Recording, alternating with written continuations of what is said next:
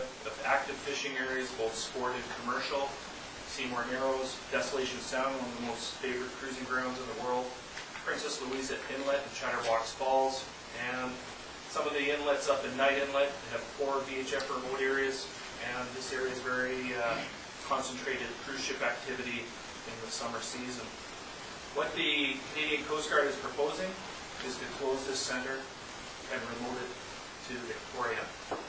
They will also close the center that's located in Ucluelet and the one that's located in Vancouver Harbour, and move those centers to Prince Rupert and into Victoria, the city. The area in green is the area covered by the Comox Centre. It has 5 VHF peripheral sites which cover that area. This is a day in the job of the MCTS officer, monitoring vessel traffic movements, and that's everything that's 20 meters or greater on the water. And that would include oil barges, container ships, cruise ships, fishing vessels, and large yachts. So this is the proposed. In 2015, they will close the 3 centers in Comox, Ucluelet, and Vancouver, and consolidate them into Prince Rupert and Victoria. At the center here in Comox, we have 17 MCTS officers, 1 officer in charge, an administrative assistant, and 5 technologists which keep the equipment working. That's approximately $2 million in annual income into the local economy, and that's just from the staff that are at the center. Additionally to that, there would also be contractors, businesses that we support, spouses that work in the community, young people in the valley with children in the school system, and those people are obviously involved in local business and also volunteerism in the community. So what we do is we provide a distress urgency and safety monitoring. Vessels that get into difficulty called Mayday or request assistance from the Coast Guard, we're there to answer. We coordinate all the search and rescue communications between that vessel and search and rescue units that are tasked by the Joint Rescue Coordination Center in Victoria, and we regulate marine traffic. We also collect and disseminate weather information from light stations, automated reports, and ocean buoys. We also do a local weather observation at Cape Lazo every 3 hours.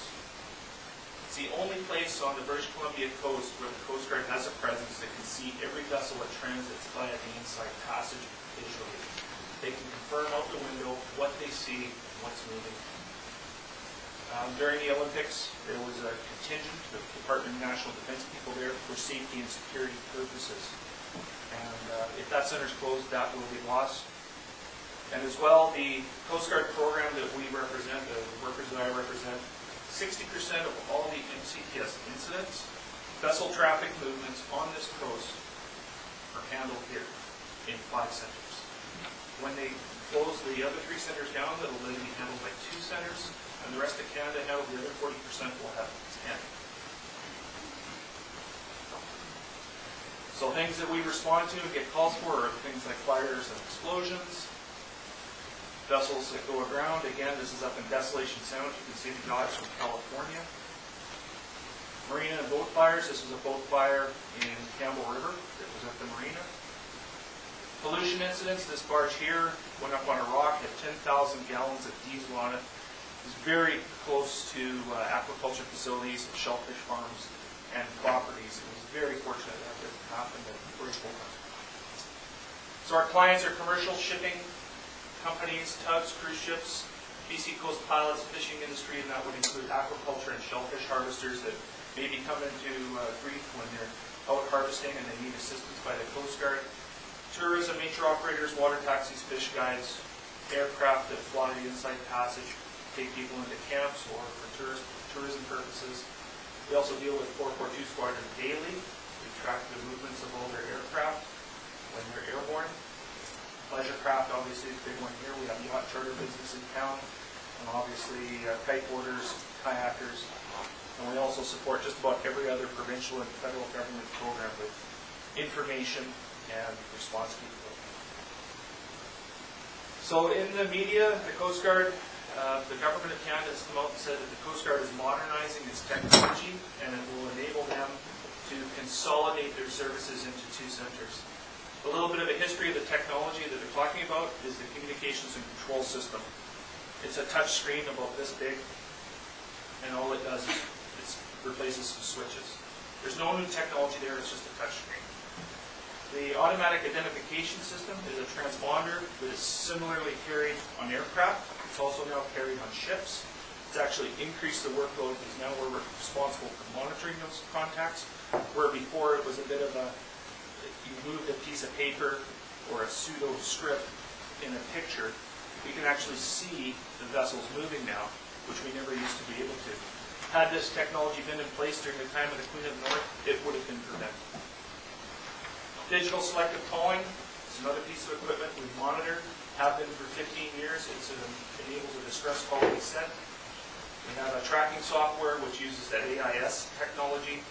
That was developed specifically for this region. It's rolled out across Canada, $30 million. It's a very cumbersome and heavily intensive piece of technology. It's actually increased the workload by about 30% of the officers that work at the centers. The bottom line is the improvements in technology haven't actually improved the service delivery. It's only the virtue of the officers that work there that the services continue to run the way it has for the past 15 years. This new technology, say it's just a screen, that's all it is. So in Comox, approximately 900 search and rescue cases a year. That could be something as simple as a broken down pleasure craft, or it could be as much as a vessel going aground, people in the water, those types of things. Pollution reports, incidents, it could be anything from a shipboard spill to somebody who just reports an oil slipped out in front of their house from a heavy runoff. 30,000 vessel traffic movements. Again, that's everything from fishing vessels up to cruise ships that steam by through these waters every year. Again, we manage 60% of all the workload in Canada in this region. We're proposing to go down to 2 centers. Balance of the 40% of the workload will be done 10 centers across the rest of Canada. And this is the only region that has a year-round navigation season. We don't have what we call a thick water problem or ice. So what are the risks? The Coast Guard decides we're going to close this center, we're going to move it to Victoria. We're going to lose the visual perspective of the Strait of Georgia, and we're unable to warn mariners that are standing into danger on the shoals off of Cape Laston. Every summer, dozens of vessels are transiting. They're trying to stay out of the weather, they're close to the shore, they transit inside that buoy. If a 50 or 70-foot yacht goes around there and it's unable to be taken off, all the oil and the diesel that's on that vessel is going to be in Kai Bay. Loss of detailed knowledge with the combination of the centers, now from Port Hardy, all the way around Victoria, all the way around Vancouver Island, every little point and dot, 52 officers have to know in Victoria. It's a tremendous amount of intimate local knowledge that is required to successfully prosecute a search and rescue case, and as they prosecute, that means successfully resolve. SAR resource investigations times will increase, which means greater expense to taxpayers. Because the Cape has such a great vantage point, we can often say, listen, do not send out a cutter to go chase this flare sighting. It's a fishing vessel with lights on. And that happens, I would say, almost weekly. We're also the dissemination point for tsunami alerting on the coast. When a warning comes in, such as the one that happened in Japan last year, Comox is responsible for disseminating that information. Prince Rupert and Victoria lie in the tsunami hazard zone. They will be evacuated.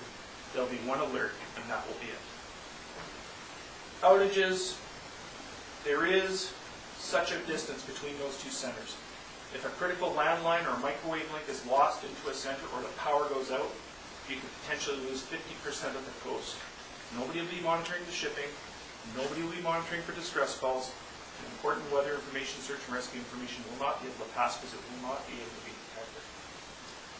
And we've asked what the risk assessment was that was done to make this proposition possible. There was no risk assessment done. Coast Guard is in the business of managing risk every day, and yet this decision was made to consolidate without the board knowing what the risks are. So, I'm here now and requesting for action from councillors, mayor, support from Minister Duncan to keep Comox MCTS open, and establish Comox as a third center option for this coast. It's located in such a position where the technology is easily routed from other centers to this area, and it provides redundancy. When the federal election campaign happened last year in the spring, the Prime Minister came to this community and said it was important that we had a cabinet minister or a significant person in Ottawa to speak for us. This is the time for the minister to speak up for this community. I've met with Minister McCrae and have spoken to him about the MCTS program and the decision that was made to close. And again, I would request from council that they get in touch with Minister McCrae and voice your concerns. And ultimately, we're looking for a motion to go through UBCM to the FCM to stop the reduction of MCTS centers in Canada and take a sober second look at it.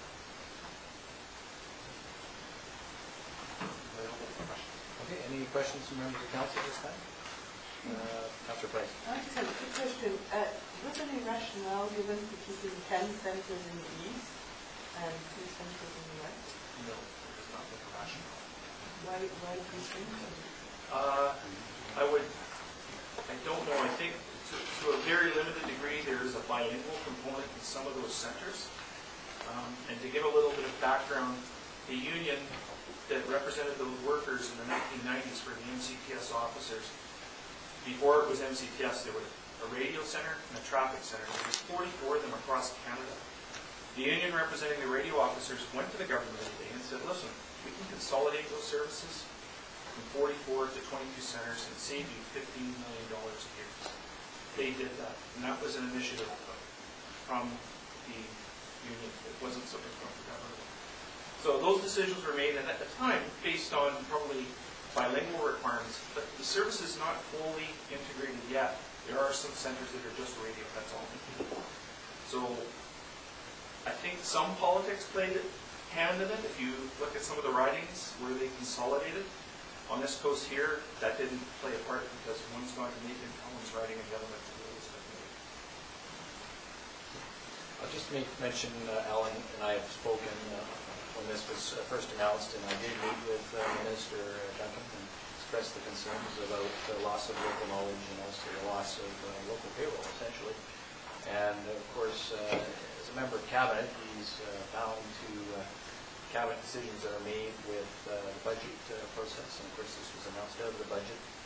And the faith, I guess, is being placed, certainly he's in public in that regard in terms of technology. But I guess the question I have is we, of course, have the statements made by Dr. Money, who is also a member of the governing party and representing the Nanaimo Alberni and certainly supporting Pepino. Has there been any further discussions between you and Dr. Money or Minister Duncan here last time? We continue to meet with politicians and stakeholders at all levels, and I have been in touch with his office on a regular basis. This is something that needs to be persuasion at the BC caucus level federally. Dr. Lundy has extensive knowledge of the MCTS program because we went through some very dire situations in the 1990s with regards to equipment and technology, and he was a real advocate for the MCTS program in 2001, 2002. And it seems to, we're going to repeat the same mistakes that were made once before. The time frame for this, as far as I'm aware, is by 2015, so there is some time to make these lobbying efforts should council wish to resolve to do so. Yes, there is, as we go further and further down the path, they've looked at the real property situation of Prince Rupert and determined they have to build a new center. So there is tremendous capital costs involved in this for saving very little in the way of jobs. Although I'm the union representative representing these employees, this isn't about their jobs. The federal government has a very generous workforce adjustment policy that will assure them a job if there's one available for them. This is about what makes sense and the risk to the community. Unless there's any other questions from members of council at this time, I would just mention that we will consider this at our next council meeting, which is the middle of August. And I do thank you, unless there's anything further from council, for your presentation. Okay, thank you. All right, so we have Mr. Blair Pettis here regarding 1301 Knight Road. Welcome, Mr. Pettis. Mr. Mayor, members of council, thank you for this delegation. I'm Blair Pettis. I'm here tonight representing the interests of the Comox Valley Airport Commission, and with me are my clients from TELUS, Ms. Annette Richards, and the project manager, Richard. And they're also available to answer any questions. We'll try to be brief tonight because the briefing notes you've received are complete. The Comox Valley Airport Commission bought the land across the road for expansion purposes well into the future, and they have sought this development, or supporting this development, to generate some revenues on that land until such time as they have the need for further expansion on it. This time we've located this tower as far away from Knight Road as we practically can, and in a location such that future development options on that lot for CVAC would be unimpaired. Now, as to the details of the development permit, I'd like to hand over now to Ms. Annette Richards. She can speak more clearly on the technicalities. Good evening, everyone. Welcome. I'd rather say not technicalities, but I can give some generalities, and I would like to address, first of all, as of a meeting yesterday, this was the lack of coverage in this particular area was designated the second most problematic area that we have in British Columbia. And we're getting that many concerned citizens wanting the coverage, and of course, the Department of National Defense being one of them. I've been working on locating a site in the area for the last 5 years, and I was very pleased when the airport itself was able to find a location that worked for them and that also worked for us. Now, with that in mind, we don't have a presentation that's on the wall, but I did want to start off with some air here. We've got some photo simulations of what the tower would appear from various points.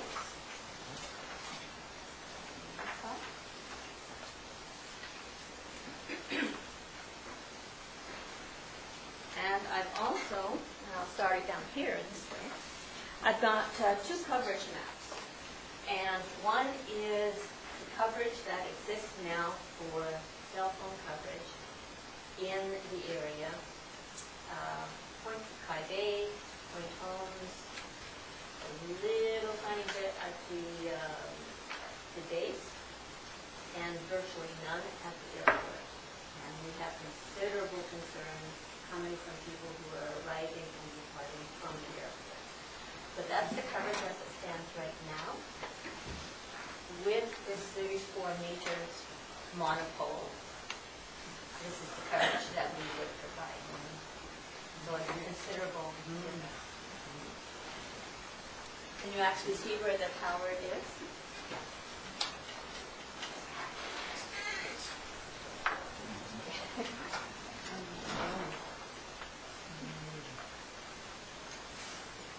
Can you locate? They're wanting me to help you out by circling it. Yeah. This one.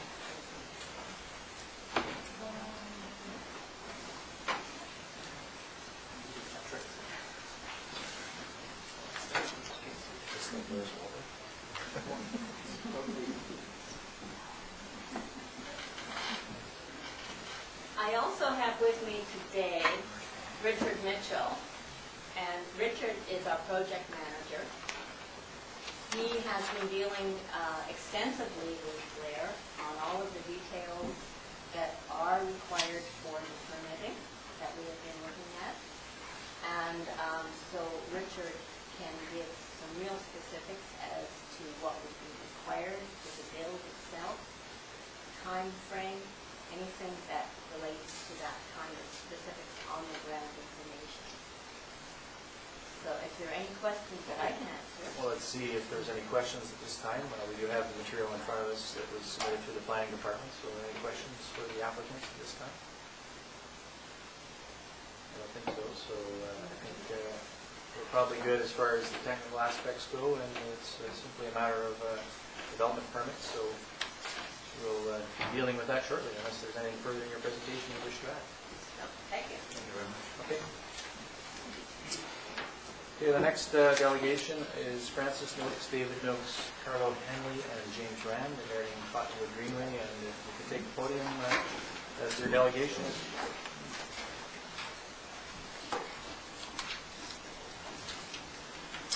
Welcome.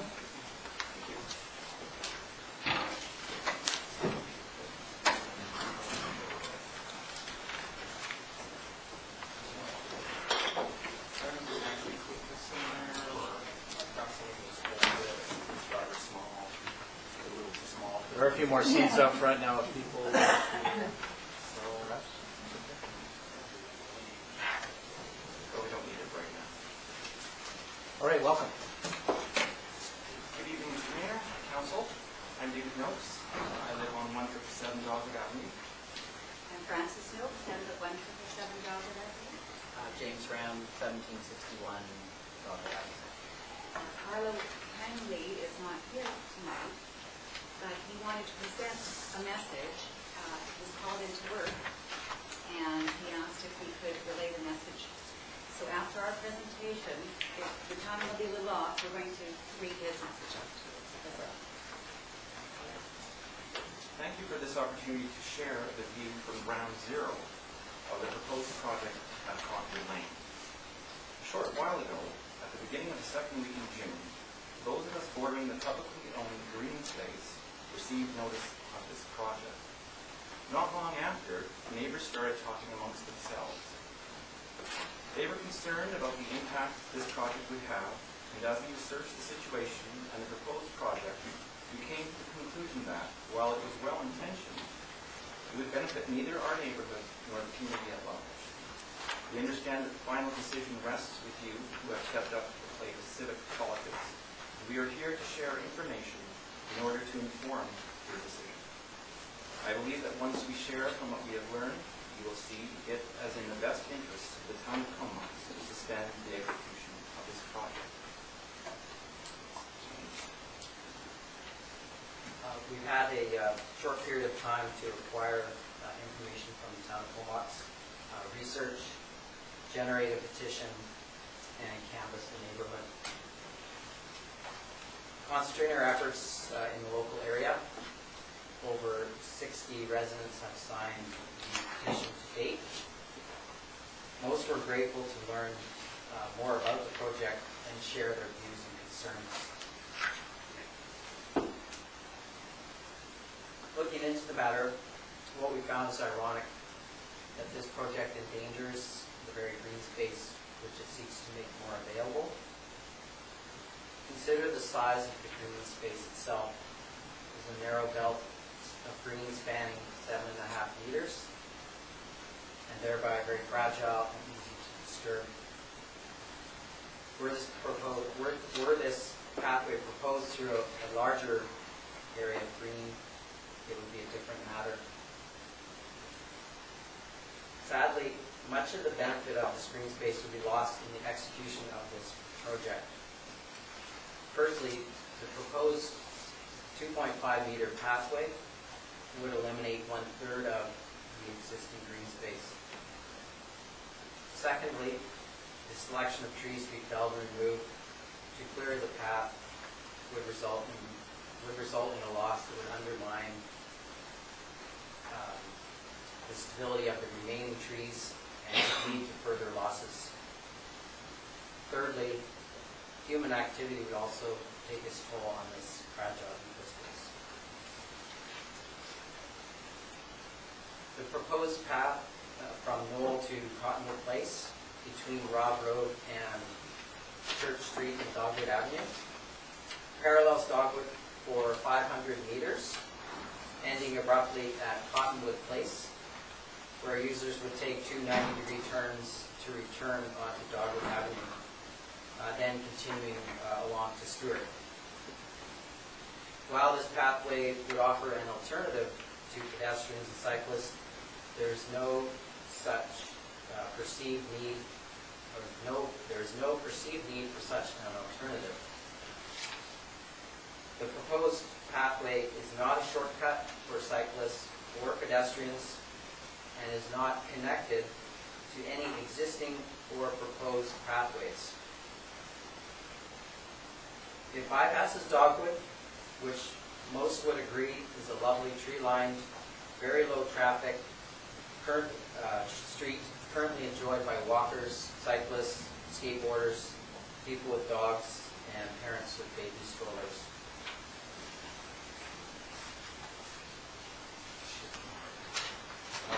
Lack of notification and consultation has been a key concern expressed by residents. Is it not a priority to hear from those directly affected as well as those in the contiguous neighborhood? Where is public notification signage at the site alerting residents and visitors to this proposed project? How many have seen the whole length of the green space in question? Without consultation, how can the town assess the true impact of their plans? Without such an assessment, who can say that the results will be worth the risks and losses involved?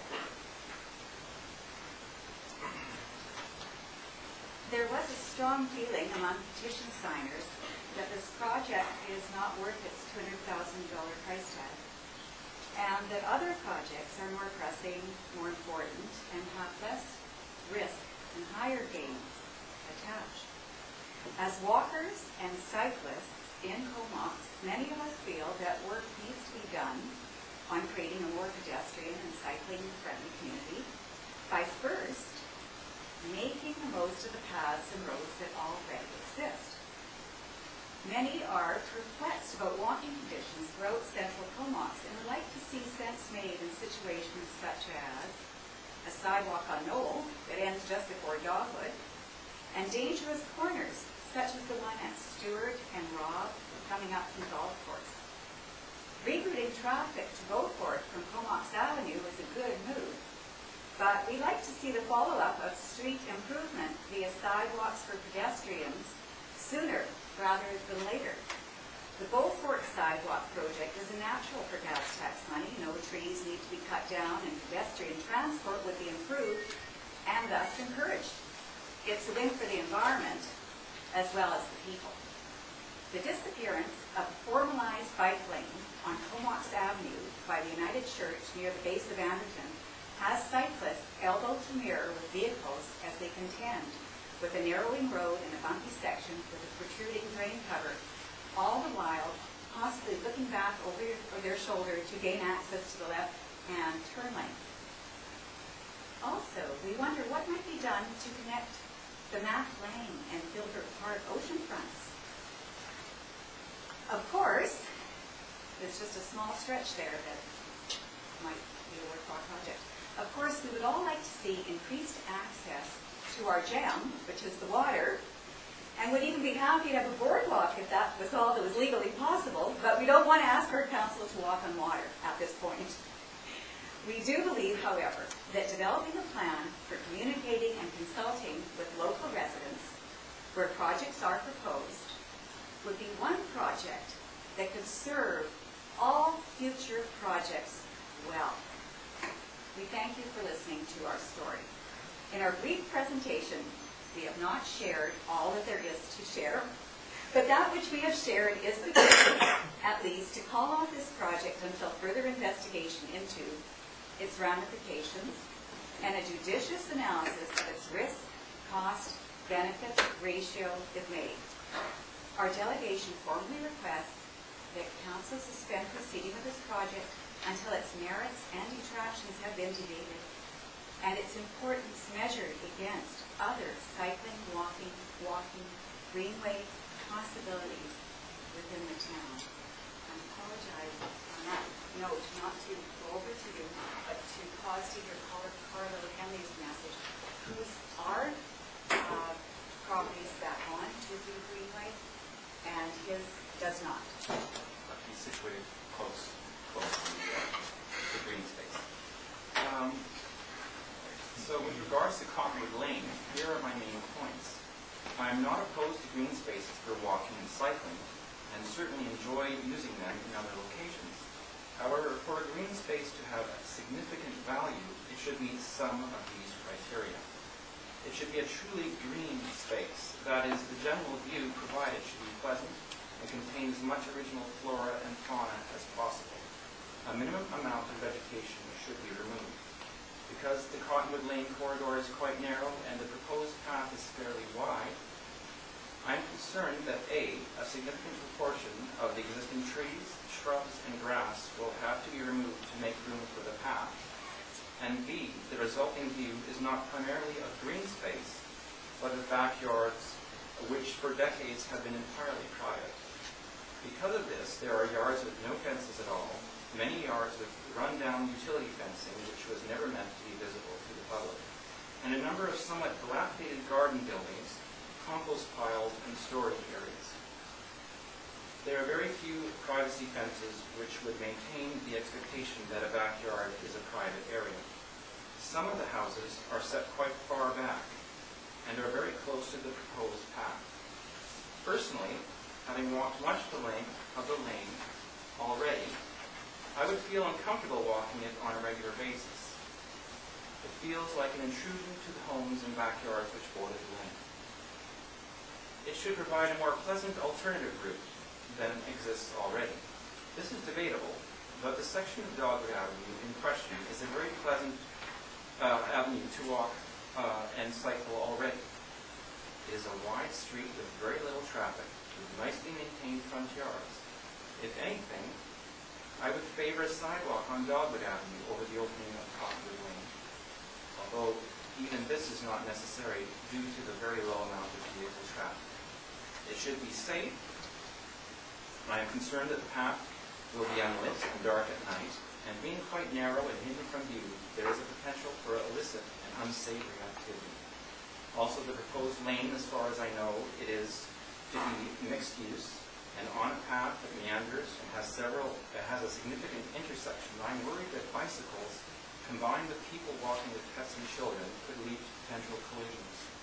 I personally feel safer walking or cycling on the existing wide, lightly trafficked street with better sight lines and lighting. That ends his... Okay. Thank you. Any questions from members of council for our delegation this evening?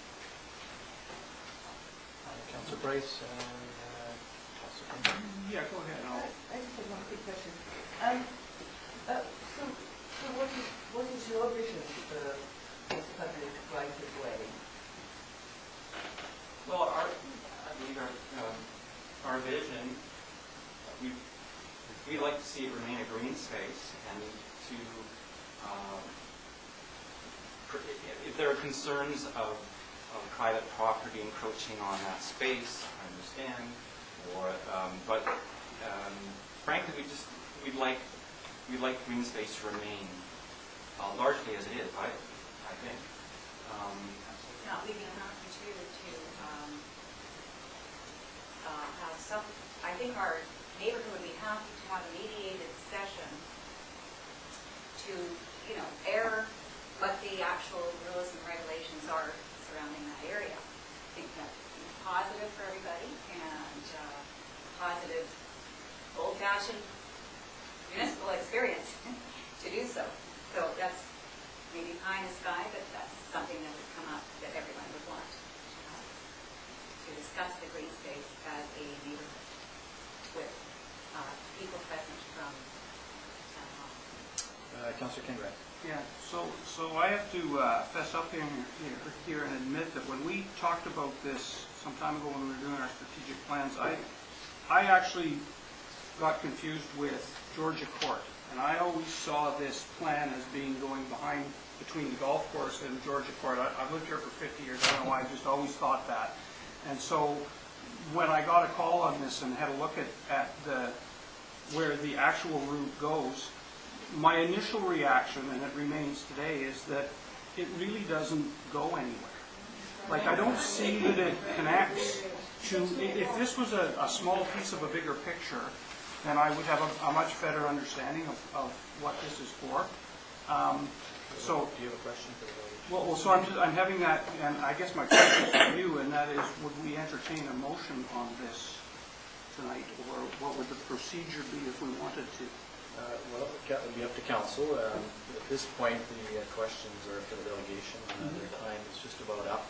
And if there's any other questions before we get to motion, and then we can ask staff for further comments and certainly identify where this project has fit within the community plan review and the transportation study and the other components that this has come. It hasn't come out of nowhere. It's certainly been a long process. So if you have a question for the delegation, certainly ask it. If other councillors have questions, we can ask them, and then we can proceed from there. No, that's okay. I just wanted to make sure there was going to be an opportunity to proceed on this further. If you have questions of staff, you can certainly ask those at this time. Okay. Unless there's other questions. Somebody else will first. Okay, I don't believe there are. So if you have a question for staff in this regard? Okay, so my question for staff is this a piece of a bigger puzzle here? Does it connect somewhere, or is it, as I see it, it kind of comes to an end at Cottonwood Lane? And, when it was down on Georgia Court, it would have connected down and gone down that path past the golf course and connected to downtown. But I don't see that as being a connection here, so.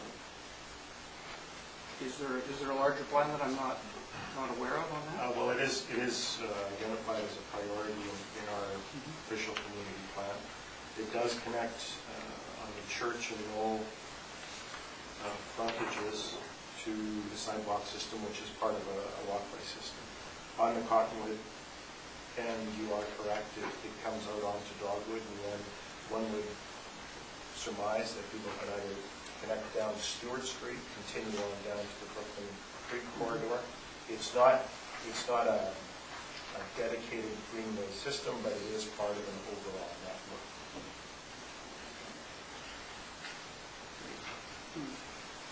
It is in our transportation study as well. It's been identified as part of an overall greenway network, and I think it's been identified for the better part of the last 15 years as a greenway area. So it's certainly been on community plans. And a previous council, when attempting to do something similar, faced a similar response from some of the neighbors. I believe that was about 15 years ago. And it was suspended at that time, and the opportunity was given to the landowners to acquire pieces of that greenway at a cost, and nobody took that up. Just procedurally, though, in terms of your question, no action is generally taken during the meeting in which a delegation is presented unless council unanimously deems otherwise, and unless, of course, a staff report has been prepared and presented for consideration. We do have members of staff here that are working on this project. The plans have been provided for council's consideration, and it's been put out to tender, is my understanding. So my next question would be then, if I were to make a motion to cancel this project at this time, we wouldn't discuss this until August 15th, and the thing would be built by then. Yeah, the motion, I guess, you could not make unless it was unanimous, unless, of course, we had a staff report. Okay. So then the next procedure is if I want to make that motion, how do I do that? Well, you can certainly make a motion of whatever type you see fit, Okay. but it would have to be a unanimous report. Yes. You could, however, ask as an alternative for a further staff report be brought to the next council meeting, and that, I don't believe, would require a unanimous decision. It would just be a simple majority. So that's there's a couple options there. Councilor McKinney? Just a couple of questions for staff. Yeah. And first of all, to the delegation, I appreciated that you said at the beginning that there was good intentions here. This is a public space, and I don't think anybody would disagree in our community that as part of our strategic plan, we're trying to create more green space and walkable paths. We're envious of some of the areas in East Courtenay that have that cut through with properties on both sides there. So I appreciated you saying that. I think there are good intentions. My question for staff is that the path itself seems to come back to a cul-de-sac there. You're the experts, and we value your expertise on green space, and there's questions about the size and not having enough space for, there have to be removal of certain trees in that. You have the expertise to counter that, I suppose, and in your vision, was that was not a problem, I would imagine? Excuse me, the vision was never to mow down the whole green space. I mean, that was never our intent. In fact, I thought that message was conveyed fairly clearly early on in the neighborhood dialogue, the discussion that we had. One thing that did come up was the surface treatment, and I agreed with it to a certain degree, just because of the nature of the area. We had originally proposed a 2.5 meter wide asphalt surface, which is a generalized surface treatment that we use for most multi-use paths. Now, in looking or taking a further look at how that relates to the green space, A, it is a little wide, and B, it's probably not the best treatment for that space given the trees and the tight proximity in which we have to meander this path. So what we did is we have two options for surface treatment. We still have the surface treatment using asphalt. We also looked at permeable paving solutions such as we used at Port Augusta Park and at the overflow parking at the rec center, just to look at options to see what would be best in terms of being able to preserve or more readily preserve what we have in the green space. Over the length of that proposed greenway, we have identified on plan 7 trees that were to be removed. It is a mix of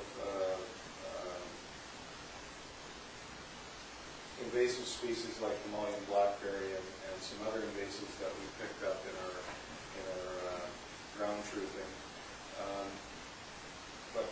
But we do think that we are quite confident that however we route the path, we can ensure that the health and vitality of the trees that are to remain will be just that. They will remain vital.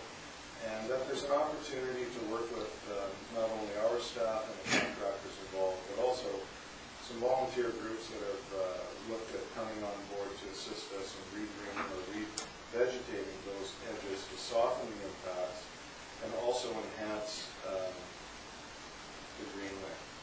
Now, there's a number of issues at play here. There's encroachment issues, there's some drainage issues, there's invasive species issues. We had a few trees fail as a result of that very unusual storm in March of this year. So it gives us the ability as well to not only to facilitate this path, but to also recreate a better edge. And Al, quickly, if you could just address privacy issues. Is there anything in the plans that would address privacy of We had never intended on going in and putting up solid fencing for privacy, but we do have the ability within reason to provide vegetative screening and work with the property owners to come up and select species that may enhance their edge and afford them a little more privacy. Privacy, certainly, it is an issue. We recognize that right up front. But what I'm saying is there's definitely an opportunity here to soften the impacts with some creative landscaping and cooperation between the town and the citizens that are about that. And I just would remind council that this is one of many projects over the next 5 years in our capital plan that amounts to over $9 million worth of road, sidewalk, and greenway improvements. So this is one that is in the work plan and has been discussed during the budget process.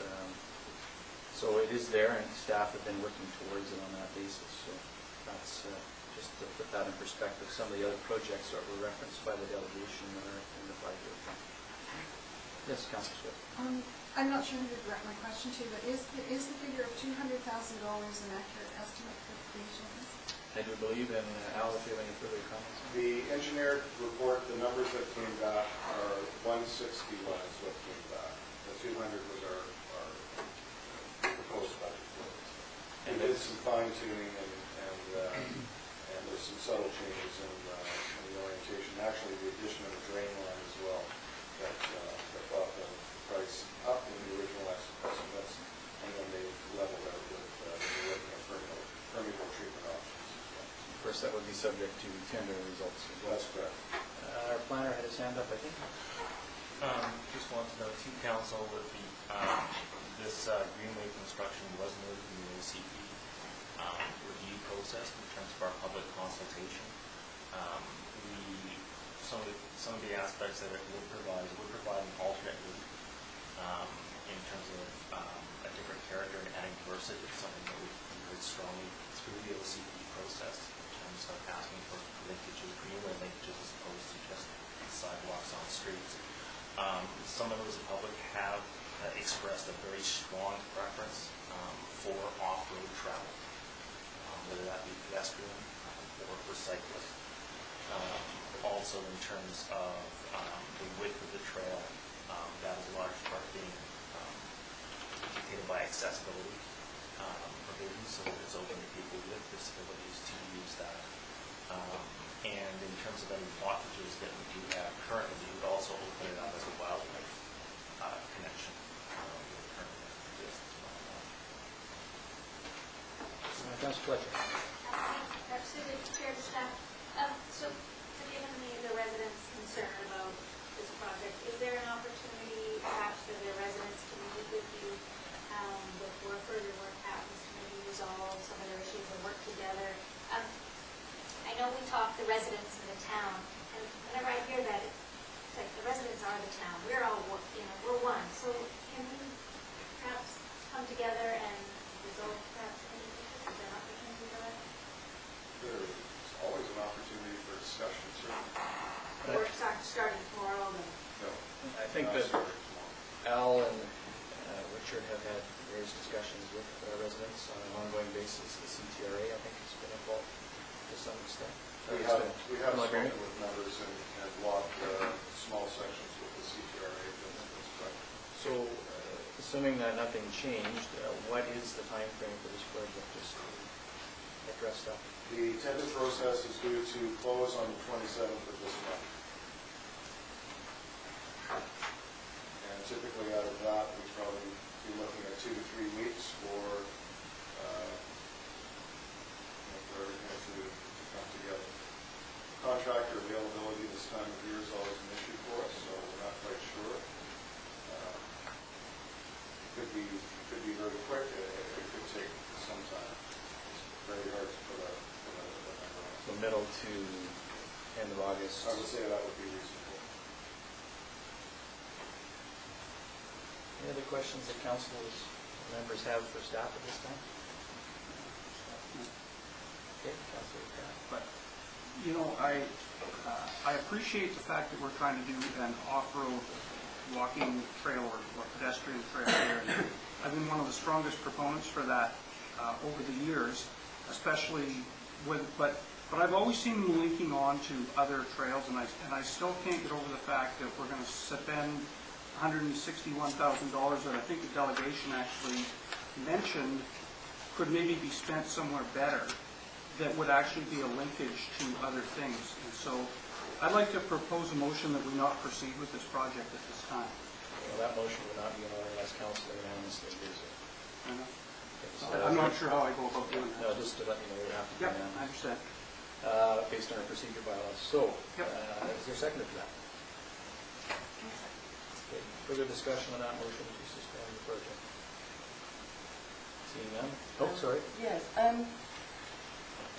I personally like the off-road experience, and I think that we have few opportunities to enact that. This is a public right-of-way. It is beautifully treed. I have walked parts of it. You can't actually get through a lot of it at the moment. You can come in from either end and sort of get a glimpse of it.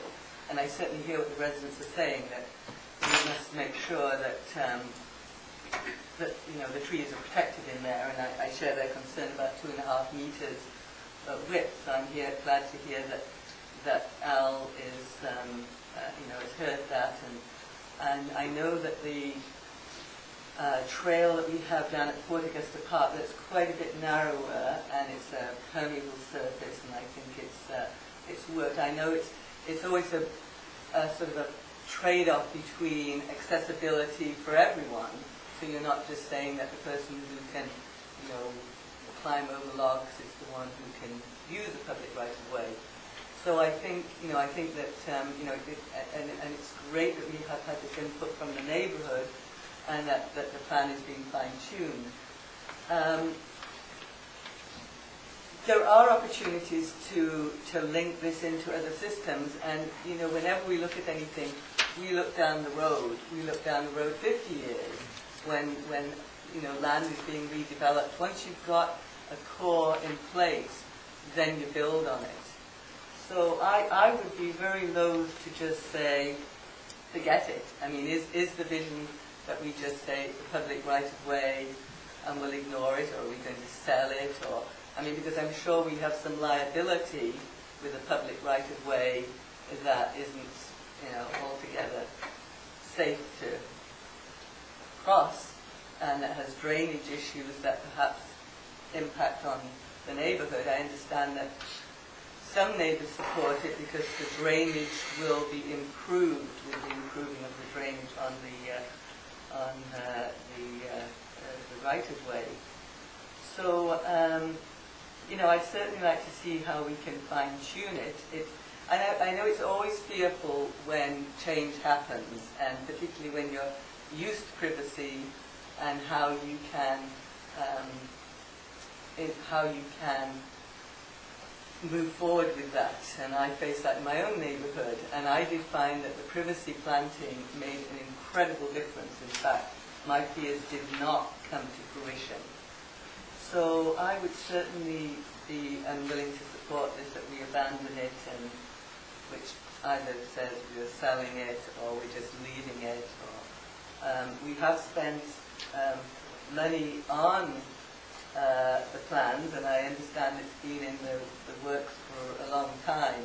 We, as this new council, agreed to it again, but I understand that past councils have also approved it. I mean, staff didn't just do this without direction, so I'm sure we're already on the hook for the money for the engineering study. And I did get an email just before I left from the CTRA, the Comox Town Residents Association, and they are in support. We are pleased that the city is moving ahead with this, and that this green space can be cleaned up and developed for its intended purpose. In fact, it appears that some neighbours have removed their fences, etc., in anticipation of this project proceeding. We also believe that in the future, the Cottonwood Lane Greenway could be the centrepiece of a pathway going from the rec centre along Fir, over Church, and along Cottonwood Lane to Dogwood, and along Pritchard, and then to Brooklyn Creek. In summary, the Comox Town Residents Association is fully supportive of the planned development of Cottonwood Lane as a public greenway. We believe that this has been known about for a very long time. So, on that grounds, I can't support the motion. Any other speakers to the motion? Yes, Councillor Smith. Well, I'm thinking that perhaps that the project's not totally abandoned, but just suspended until such time as we have a better idea of how we would connect things. And I see it being a little bit piecemeal at this point. Yeah, I mean, there's, by its nature, that is going to be the case in many parts of town, whether you're talking a waterfront, a walkway, or sidewalks, or bicycle lanes, or things like greenways. So we're going to be able to tackle them one piece at a time. This does fit in with the transportation study and the network, the plans that are in there. And there's bits and pieces of it all over town. And this is, in my view, one of the opportunities that we have, and we have as a council turned our mind to this in both strategic planning and budgetary concerns. And of course, that's based on the OCP and the transportation study. So it's pretty hard for me to say that, you know, we should throw that all by the wayside. We know that when you're putting these kinds of greenways in, there are going to be neighborhood concerns, there's no doubt about it. And I have great faith that our staff can deal with those concerns to the maximum extent possible. But bottom line is, this is a public right of way, has been for many years. And we need to consider, as part of our OCP and our transportation study, opening it up for access. And it will connect somehow to somewhere, and it will serve the community as a whole. And we have to have faith in that overall plan, or else we'll never get anything done. Yes? Just to clarify, the motion was to suspend, so not to... No, it was to not proceed, Oh, just sorry. at this time, not proceed at this time. Not to proceed at this time. And with that thought in mind, my concern is I feel like there needs to be more conversation with the neighborhood so that everybody can make the best product. So I could support this, knowing that further discussions and work with the neighborhood will happen. That would be my intent in supporting a motion such as this. Well, that isn't in the motion. The not to proceed at this time is simply that.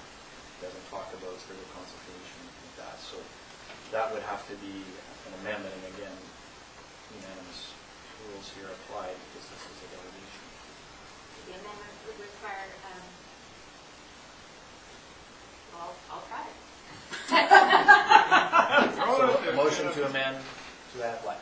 But, to, what's your words? To be, Motion to not proceed with the project at this time. until such time as the neighborhood and staff meet to further discuss the project.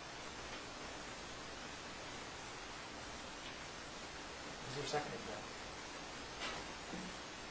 I'm not clear though whether whether it would be cleaner just to have a new motion to say let's consult with the neighbourhood and see if, that concerns can be resolved. I think that would be cleaner.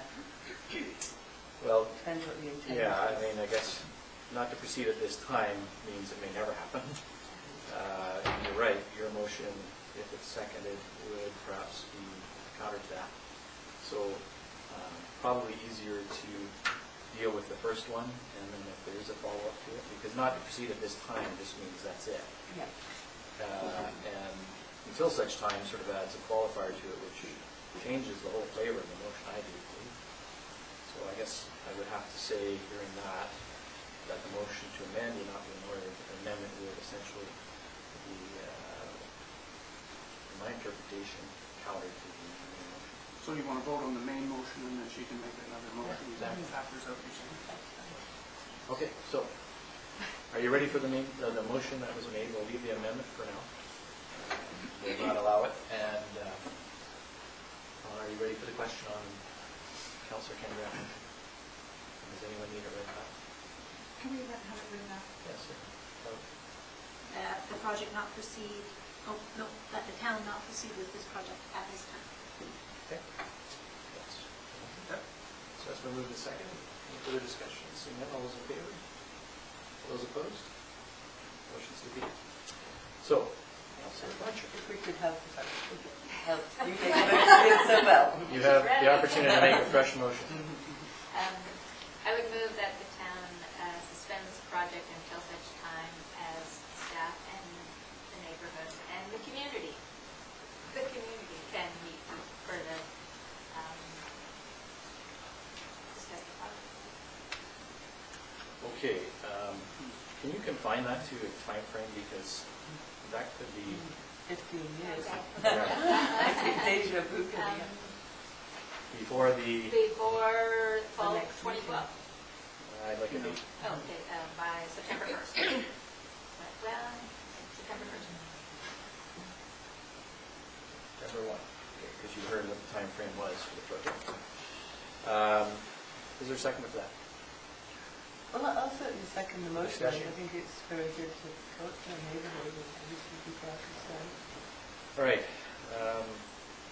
Staff, can you comment on what you could see unfolding there? Well, I'm not sure. And perhaps this is for more discussion. What I heard from the delegation representing the neighborhood is that they don't want to see this project happen. If the direction from council and the council's giving to staff is that you work with the neighborhood to address concerns in the development of Cottonwood Greenway, that can be achieved in a relatively short time frame. We can address those and if there is modifications needed for design, or if we're addressing, as was discussed, privacy concerns regarding landscape, we can do that. But I think if we are looking at a meeting that we're attending at odds, that we're proceeding, we are not sure if we're proceeding with the project, I don't think that the meeting itself would be productive. So I'd be looking for clarification. Yeah, because you used the word suspend, and I guess we could simply say, in lieu of that, we could say that the town convene a meeting of the neighborhood by such and such a date to address any concerns related to this project, rather than saying suspend, but that's your motion, so. Mr. Mayor, I'd like to suggest an amendment to July 31st rather than August 31st. Okay. So I think that this should be dealt with Yes. Okay, so in a short time period from both sides. is there a seconder for that date amendment? And so, Sorry, Sorry, I was let's, just going to speak on in regards to the traffic study. Whenever we looked at the pedestrian network, the cycling network. okay, can I just hold you for a second Oh, there? sorry. Engineer? Is there a seconder for that motion on July 31? I'm not clear on the word of the Okay, motion. well, let's leave that for a moment Yeah, then. that's Okay, seems like, town engineer, you have the floor. I was just going to speak further on the traffic study when we did it in alignment with the OCP, and we had surveys in community, open houses, and came out of outreach with the community in regards to the pedestrian network, the cycling network, and the road network. And what we got back a lot from the community was to have off-road pedestrian and cycling, where they can walk, where they can feel safer, when they don't have the greenhouse gas emissions and the air pollution. So this section of it was just sort of a start of a bigger pedestrian network. We felt this one was one that we can get started on right away because we have the public right away. I appreciate some of the suggestions that you made where we need to do some improvements, but that takes a lot more time, more land dedication that we have to look into, road right-of-ways. This is the land that we've already sort of had and was sort of, and there's others as well saying from our traffic consultant that we should utilize this land. It's there for the public, and so this is part of a bigger network. And it gets to the dead end where there's no sidewalk, and then we looked at that, but as the delegations noted, there's not much traffic there, the volume's low, so we didn't feel that we had to, at that time, create that connection because it was a low volume road at this time. So, but there is sidewalks proposed to connect that. Okay, thank you. So Councillor Fletcher, your motion talks about suspension and so on. We have that seconded, but perhaps we need to look at that wording, but that's up to the council. So, Can you read that motion back? Shelley, you can certainly do that. Yeah. I have that the town suspend this project until July 31st in order that the town... That's at September 1st. Oh, are we still at September 1st? We haven't had the motion. I'm sorry. Until September 1st in order that the town meet with the residents. And my intent in the motion is not to halt the project. I've heard here that there was some desire to have a good old-time meeting to discuss things. I've heard staff indicate that there's some screening options that could be considered. So I just think this delegation mentioned they just didn't feel like they heard enough. So I think just maybe halt for a moment, have some time, have some discussion, and then following that, I hope that we can proceed. I think the CAO's concern, though, is by using the word suspend, it will basically stop everything on this project until that meeting's occurred. And that sends a different message entirely, because that essentially potentially gives the neighborhood a veto over how this goes ahead or not. So we need to decide as a council whether we want to do that or something different, which would be certainly to continue the work that our staff have already engaged with the neighborhood on and carry on with whatever concerns are there. But as you heard the CAO, this delegation is essentially come to us and said they don't want to see this going ahead. So that's one issue. The other issues are more how does this project proceed. So anyway, I don't know where we'll get to on any of this. Okay, well, from what I don't want to get this into the debate that you're talking about either, and I think it's important to understand that this is a public right-of-way, and that it's not a debate on whether the project goes ahead or not. It's a debate on what form it might take. And I'm not sure that that's what this motion is saying. So, All right, anything further on the motion? I actually liked, our CAO's word was, architecture. That was what I saw as being a very valuable, let's work with the neighbours. And obviously some valuable stuff has come out of working with the neighbours on, and they know this land intimately more than anybody. And so, that sort of wording, I think, is what encapsulates. Okay, so we should probably vote on this one, if it gets defeated, and come up with a better wording. I could withdraw my motion. It's on the floor now. And just the last comment is I think that this meeting needs to happen sooner rather than later. To wait until the end of August, I think this needs to have a meeting, hear points of view, deal with it, and move on. Okay, so on the question then, if you're ready for this one, all those in favor of Councilor Fletcher's motion?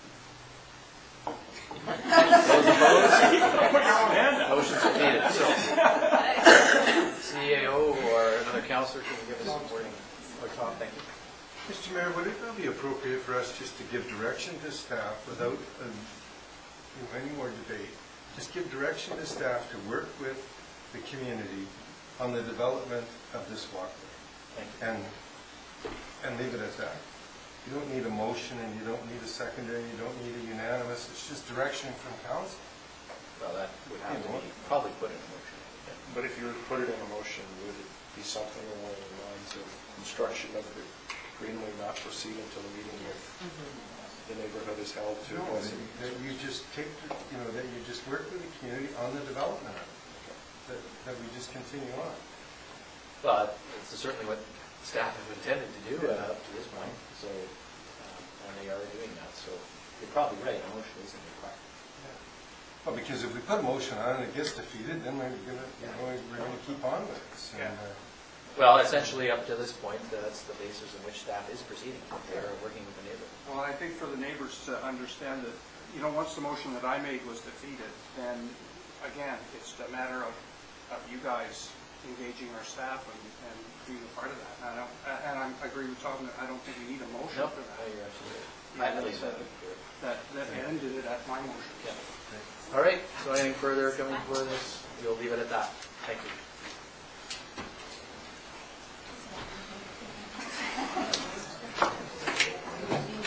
Give a moment before Mr. Fletcher comes forward.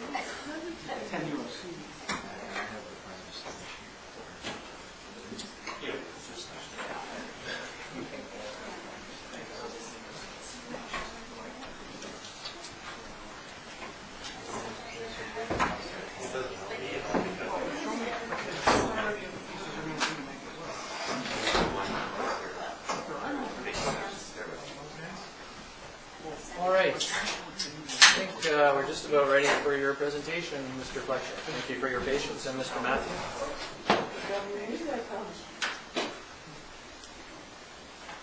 All right, welcome, and you now have the floor, gentlemen.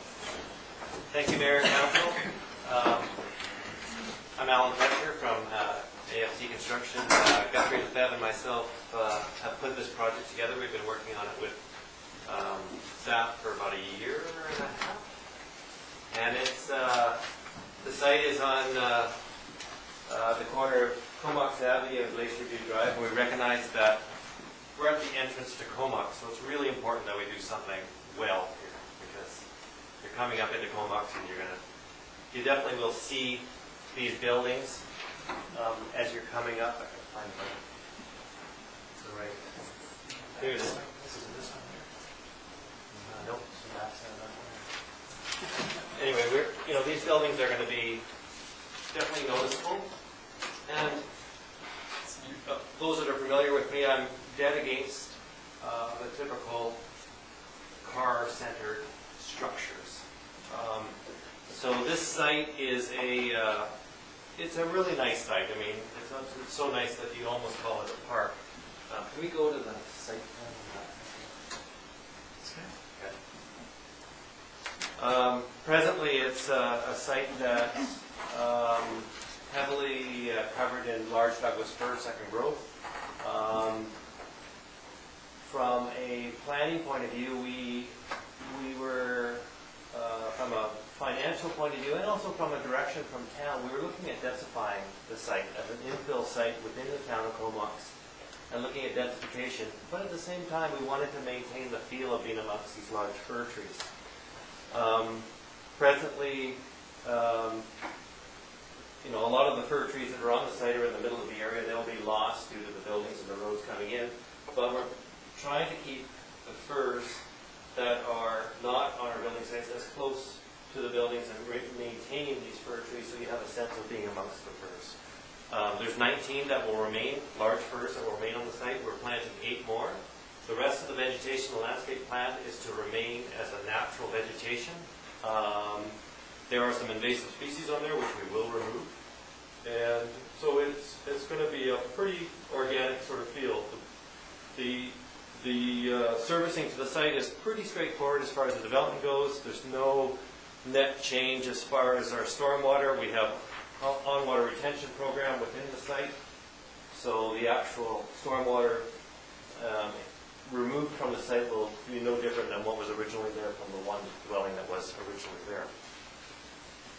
The remainder of the site, it is a wildlife corridor coming up through from the beach up through Emerald Shores and across the busy road. So the fencing, and we've allowed for basically a flow through of wildlife through the site with staggered fencing. So the fence isn't continuous. We'd like to put a fence along this side here. It's a low fence. It's about 4 feet high. And the main reason for that fence is sound attenuation. We want to just restrict the amount of sound attenuation from this road as much as possible. I'll get on a bit more about sound attenuation afterwards. So we have on the site a 4-plex facing onto Glacier View, and we have 3 single-family homes. Pretty modest in size. The siting is such that we have it so that there's interaction amongst the people that are on the site. So the carports are in a central location. Those that are familiar with Creekside, same idea. The idea is to have people moving around on the site, interaction amongst the people that live there. On this triangular corner that comes out here, the town has asked for a section that to be given to them for future use. I believe it's 6 meters back from the corner, which we agreed to. As well, we've left a considerable green space off into that corner. Mostly because there's no reason to build there, and it's quite heavily forested in that corner.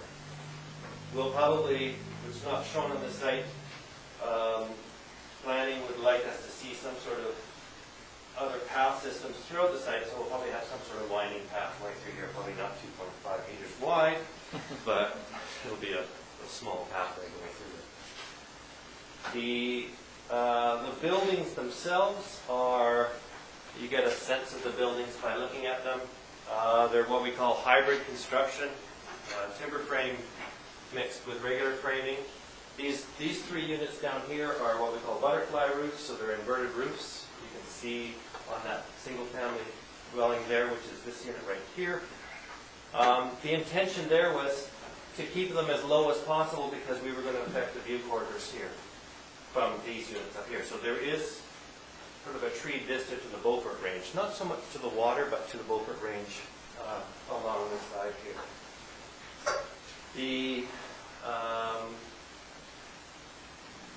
The building, the roofs themselves, this roof here is sod. Potentially these roofs here will also be sod. So we're trying to maintain the sense of being in a forested area with these buildings.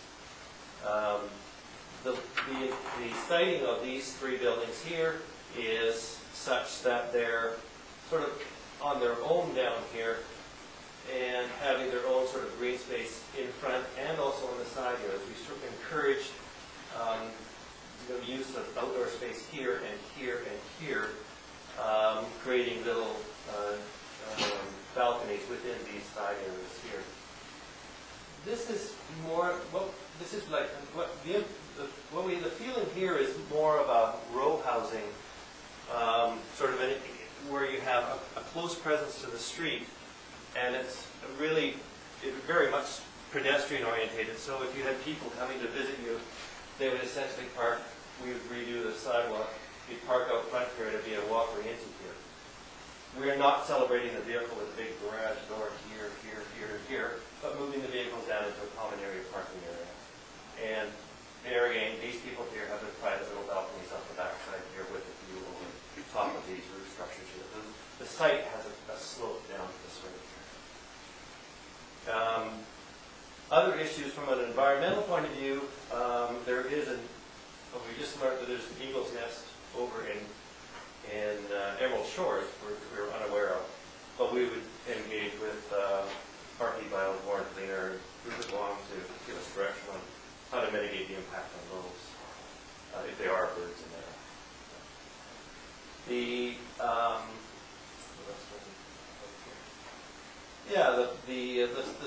The buildings themselves would meet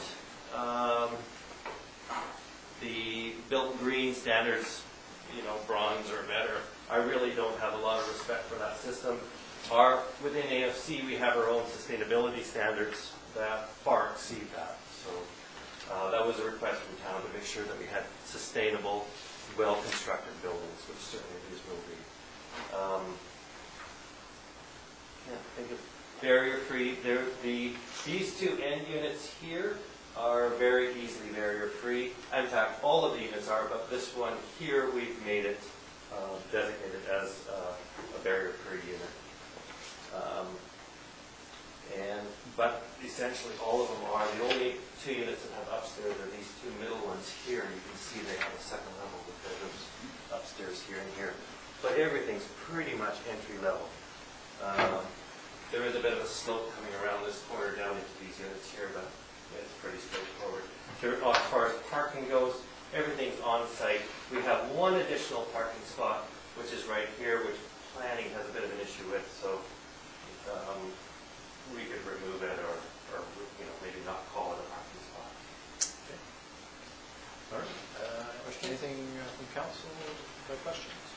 Councilor Fletcher, then Grace, then McKinnon. Thank you. So I would assume these would be strata units? Yes, strata. Yes. And secondly, I always wonder about the deer coming right at the top of Comox Hill. So we talked about fencing. Yeah, I've always been curious if that's an idea. It sort of shows it on this one, but there was another photograph that I think shows on that side. And you can sort of see it right here. I think it shows right here better. So you see what we've done? We've done a section of panel here, and then we step that one back and just let this open. And then that one comes forward. From a sound attenuation point of view, it doesn't affect the lateral holes in the fence, don't matter. So if a deer comes up the bank, it'll be able to wander through right these. Or jump over. Or jump over. It's very low yet. This side. What I was going to get back to, we hired Wakefield Consultants. One of the concerns from town was the sound attenuation. They wanted us to have a real street presence on Comox Avenue coming up. And so we had to increase our glazing on this side, although the front of the house is on the other side. So in increasing our glazing, that's our weakest point as far as sound attenuation into it. So Wakefield Engineering gave us details on these windows to increase the sound attenuation of the buildings. So, we're certainly going to try as well. Councillor Price? Yes, and thank you, and I certainly like what you're doing, and that the garage is not the first thing you see. I just have 2-3 questions. You speak to that 19 of the 23 trees on the site could be retained. Are they likely to be retained? Yeah. Will be retained. Okay. Yeah, the only thing that we have to do is, Verna Mumby is our consultant for the trees, and there's an engineering report that we just have to coordinate with our groundwater retention system. We got to make sure that that additional water we're putting back into the land isn't going to affect productive surface. That's the only adjustment that we've got to do, but I suspect we'll, if we have to move that groundwater retention system somewhere else, we've got other places we could put it. Because I'm sure you saw the comments from the Ministry of Environment, or what it's called now, with regard to perch trees in this area, legal perch trees. Yes. And she's suggesting that a wildlife study be done. Would you have any thoughts on that? Well, with my background as a biologist as well, we have 2 other RP bios that will be engaged in the eagle study part of it as well. I mean, and plus Verna, I mean, we're pretty sensitive around ecosystems and trying to mitigate the impact that we have on that kind of environment as much as possible. So we certainly will address it. And Maggie Henneman is the person who's down in Victoria. Yeah, I know. Okay.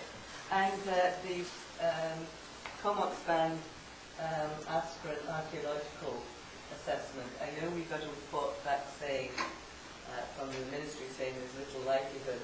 But interestingly, on the other side, Emerald Shores has a major area of Midden and First Nation. Yeah, Baseline Archaeological Services was hired on this site, I believe. Okay, so you're communicating with the local band on that.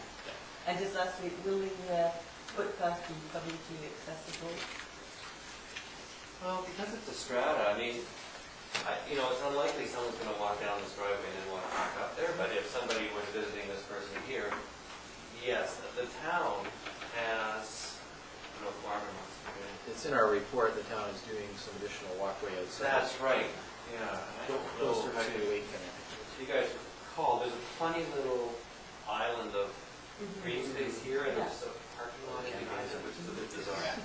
I believe in 2028, the town's talking about making this a circle, a traffic roundabout, which is probably why they want to have 6 meters of this end here. But what I was thinking, which I'm ahead of myself with planning, but was just to have some sort of path winding through here, as well as we're adding a sidewalk here that goes nowhere at this time, because the plan in the future is to have a crossing walk here, and then there'll be a pathway going through to hook up with whatever's water. But that, I believe, is not in the works at this time, is that correct? But we would provide whatever to get to here, and then the town would deal with it. Councillor Ken? What's the total size of the property again, you developed? It's just over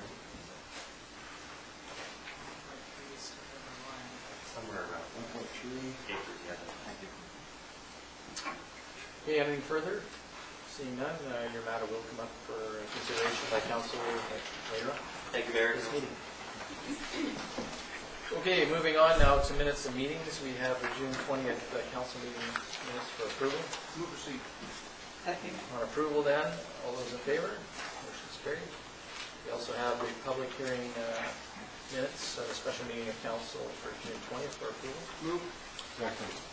On approval then, all those in favor? Motion is carried. So committee reports, we have the management report for receipt at page 35. Move receipt. Second. On receipt then, all those in favor? Motion is carried. Anything else? I don't think there's any real updates there. CAO on that? Nope, nothing changed from there. Okay. Council of Canadians, we have a report from staff for receipt. Move receipt. Second. On receipt, those in favor?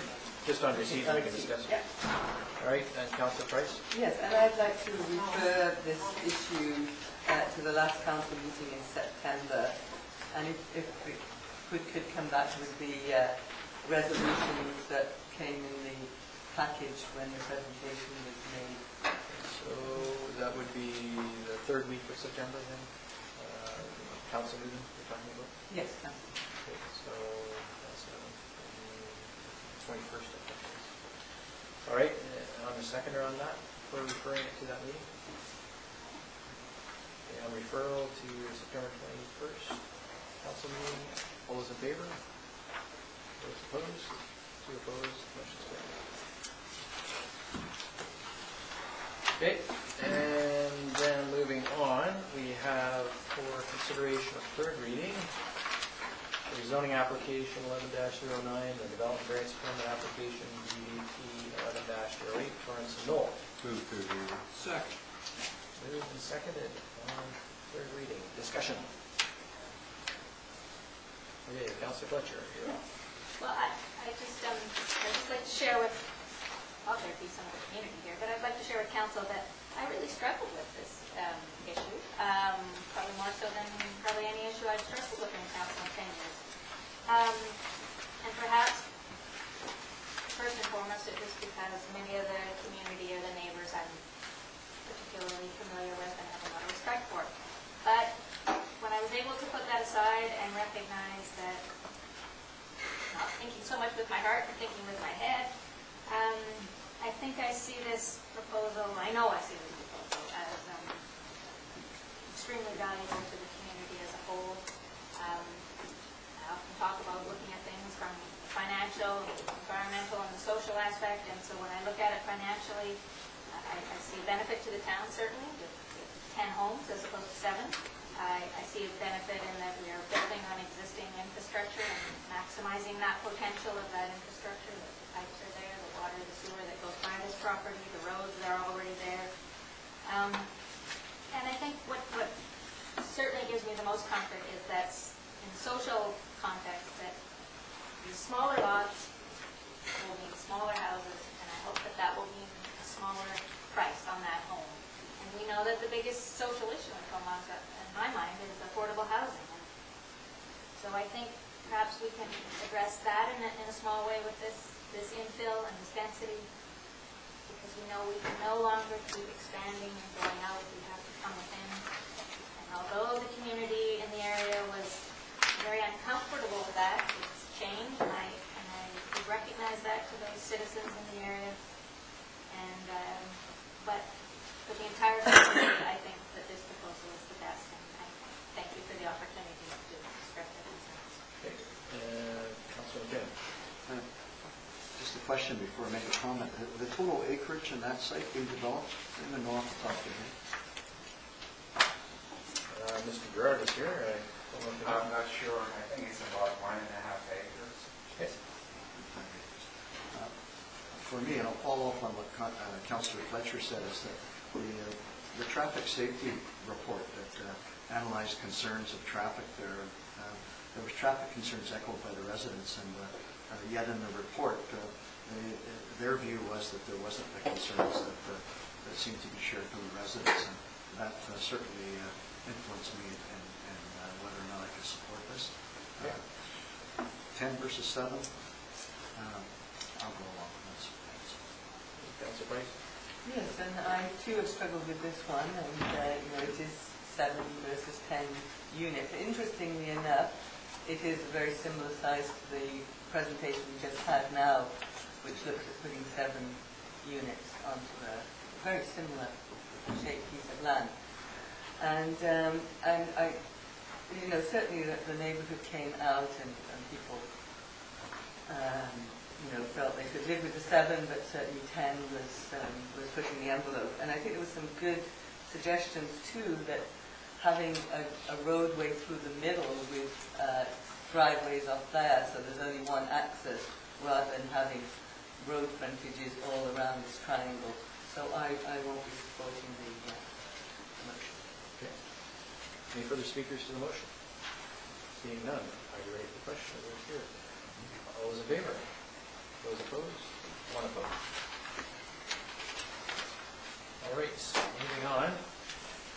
forwarding to page 119. We have the rezoning application for the Lazo campground, or is it 11-12? Second. Any discussion at third reading? Seeing none, all those in favor? Motion is carried. Move adoption? Moved and seconded. On adoption, then, all those in favor? Motion is carried. Okay, page 131, we have the rezoning application and development permit application for 640 Anderson Road for third reading. Move third reading. Second. The zoning bylaw amendment for third reading, any discussion? Seeing none, all those in favor? Motion is carried. And on the phase development agreement bylaw for third reading, do we have a motion? Move. Second. Second, any discussion? All those in favor? Motion is carried. And CAO, I understand that it will sit at third reading for now until some conditions have been met. Yes, we're very hopeful that the outstanding items can be clarified prior to the August meeting, which time adoption can be considered. Okay, thank you for that. All right, moving on to special reports, we have the regional district meeting minutes for the for the regular board of June 26th, the hospital board June 21st, solid waste board June 21st. Move them on. Thank you. Second. Any discussion on any of those? I just Yes? have one question. I noticed somewhere in there was an update about recycling. Is there any? In regards to recycling, okay. Yes.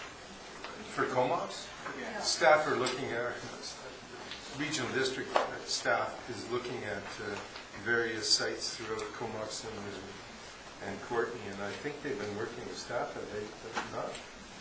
So, discussing various locations. Still in discussions, Is this yes. in regards to multifamily, or is it? No, recycling depots. Recycling depot in Oh, Comox. thank you. Bins. Yeah. Yeah. The disappearing bins, yes, right. But there still is bins at Home Depot. Yes. Until such For now. And Griffin. Okay. All right, all those in favor of receipt then? Motion's carried. For new business, we have a report from our administrative officer regarding Marina Park enhancement and upgrades. Before we move this, I would like him to speak to it. Thank you, Your Worship. We received notice from the federal government and Western Economic Diversification about another grant opportunity for community infrastructure improvements. And with a very short, tight timeline, the first intake is August 2nd of this year, and we're trying to get an application together whereby we can leverage some work that we require to do, namely we have to resurface the parking lot in Marina Park, the boat launch parking area in particular, which is going to come in and around $200,000, probably a bit less. Now we can leverage those funds with this grant opportunity, which is a maximum, and they're saying priority be given to applications of under $250,000, which we would see as using as completing the walkway linkage from downtown that currently goes by the stair and it would go along the western boundary of Marina Park with a fairly wide pathway with benches, ornamental lighting, kind of continuing the treatment we have on the waterfront. So the linkage then is in place between the downtown area, part of again our walkway system, and then that would basically lead us to the next step that we've identified in the strategic plan to do something on the waterfront itself as well. So you're looking from direction from council to approve this application? We need a council motion to submit with the application, saying that council is in support of this plan. And unfortunately, we don't have, because we're still working on the plan itself, the one aspect of paving the parking lot is fairly straightforward, and one that we actually may be able to accomplish this fall, given that if funds exist. And then we would look at the ornamental treatment in our work plan for next year. I move that we seek this funding and that staff get working toward this August 2nd deadline. I'll second that.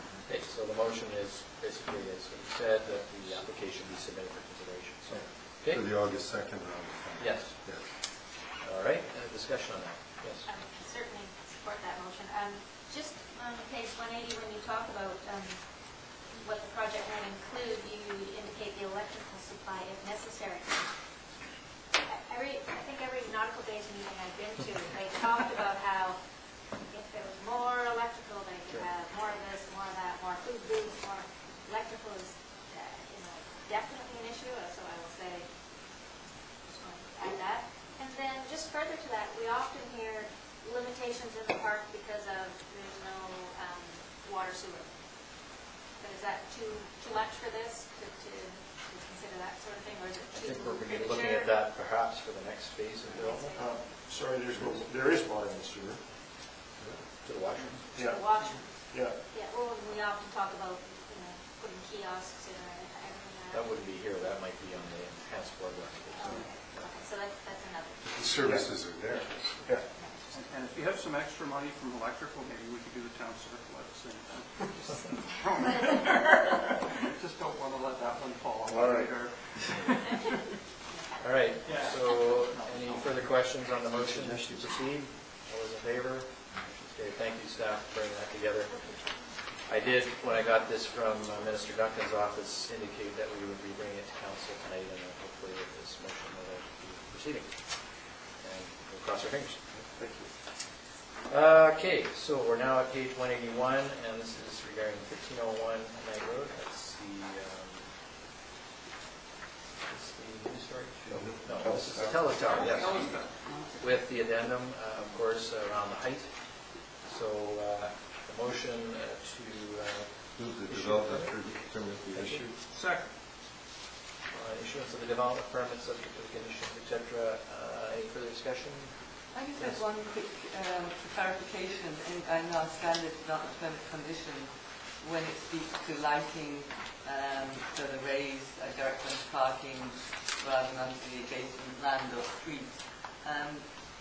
Do we need to add and adhere to the dark sky principle, or is this covered within this wording rather than? Minor? It is in conformance with dark sky. It's got, that spec is the full cutoff lens. So Okay. And so that's spelled out in That's, there? yes. Wonderful, thank you. Seeing nothing further, all those in favor? Motion is carried. And for the variance permit to be issued? Move it be issued. Second. Any further discussion? All those in favor? Oh, Look forward to better cell coverage out at my house. motion's carried. You didn't clarify, but did you? All those that tell us get over. Yeah. Or, no, Bell as well. Oh, bad too. I think they use the same power. Yes. Okay, so we're on page 223, and this is 1245 Guthrie Road. And this is a variance permit to do with phasing boundaries, I do believe. And staff are here to answer any questions and whether or not a motion, or they recommended that the development variance permit be issued. I'll make that recommendation. And a second. Any questions for staff? Yes. Quick question. This phase is a housing strata, I gather. Residential and commercial, yes.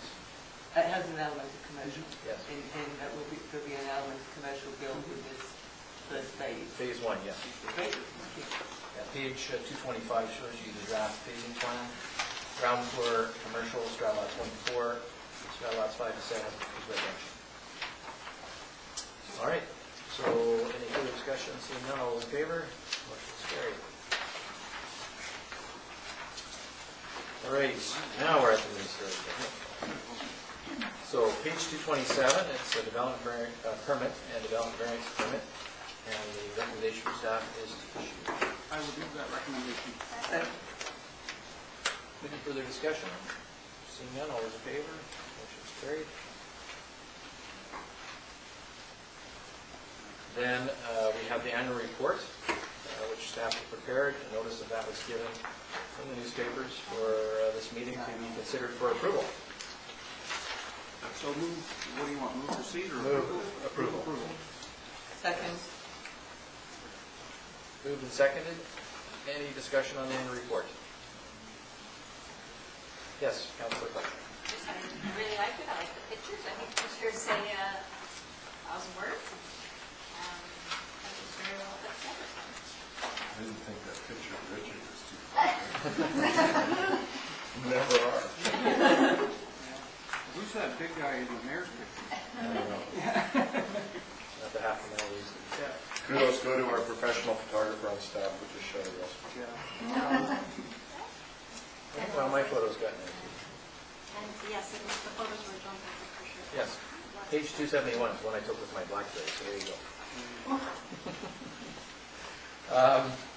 In any event, that is for approval. Any further discussion? All those in favor? Motion is carried. Thank you, staff.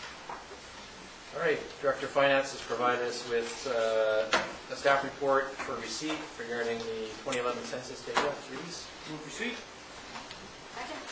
On receipt, all those in favor? Motion is carried. A couple of comments there that the Director of Finance has made in regards to our population and its components.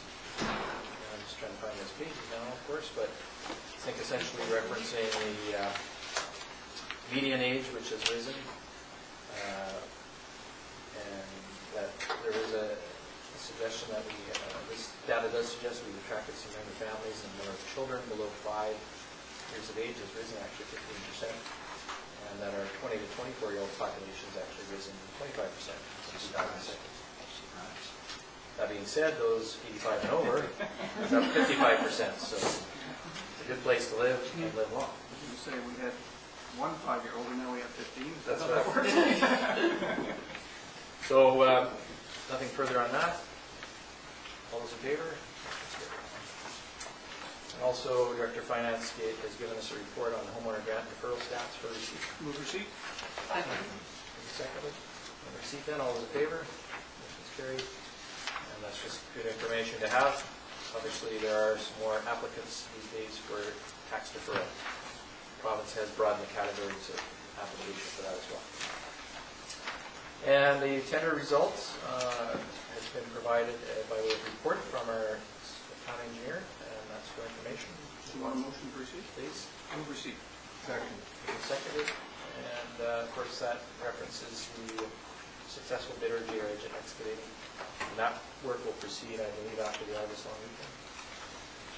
So, all those in favor? Motion is carried.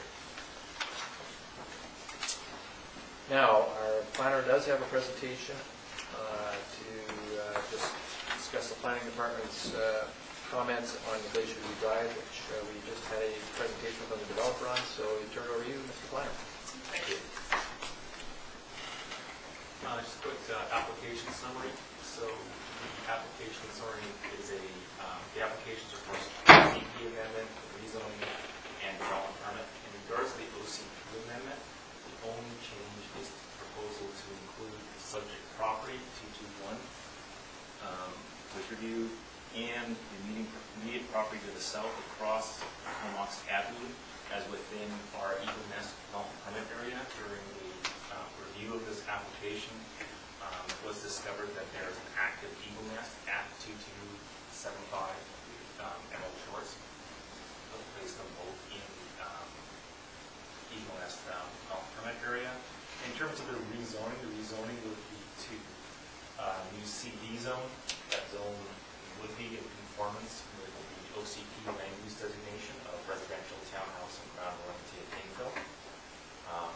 In addition, in terms of development permits, the development permit application is for a compliance with development permit area number 2, residential ground oriented infill. That's primarily a form of care development area. This project has numerous OCP sustainability implications. First off, in terms of the infrastructure, pedestrian infrastructure, the proposal would include the construction of a sidewalk along the entire Glacier View frontage of the subject property, and also some pavement widening, which would be important in terms of bike routes. Also included in the proposal would be the new line paving for crosswalks, so we'll be able to take these people across. Glacier View, we do have a shortfall in our system in terms of our existing sidewalk path system ends approximately back in here. And so we have no path connection from this corner to there. It is proposed that that be done by the town and be brought forward for council consideration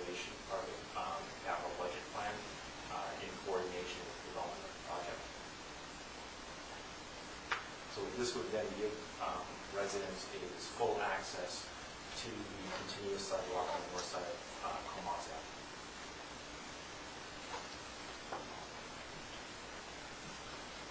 Also dealing with the periphery of the site first, it is on a bus route, so Comox Avenue, of course, is a major bus route. Bicycle routes adjacent, towns spent considerable monies in terms of widening the bike lanes on Comox Avenue. In addition, in the OCP, Glacier Loop is identified as a future major bike route, and that's where the pavement widening would come in. We're not proposing to construct anything or mark anything at this time, as it would only be one lot. The applicant has tied into that in terms of providing bike storage on site.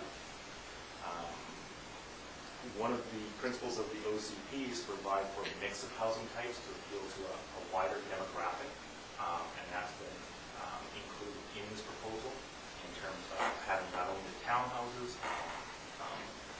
Glacier Loop, but also having the single-family units along Comox Avenue. In terms of green building certification, as the applicant noted, we're proposing to build green bronze certification.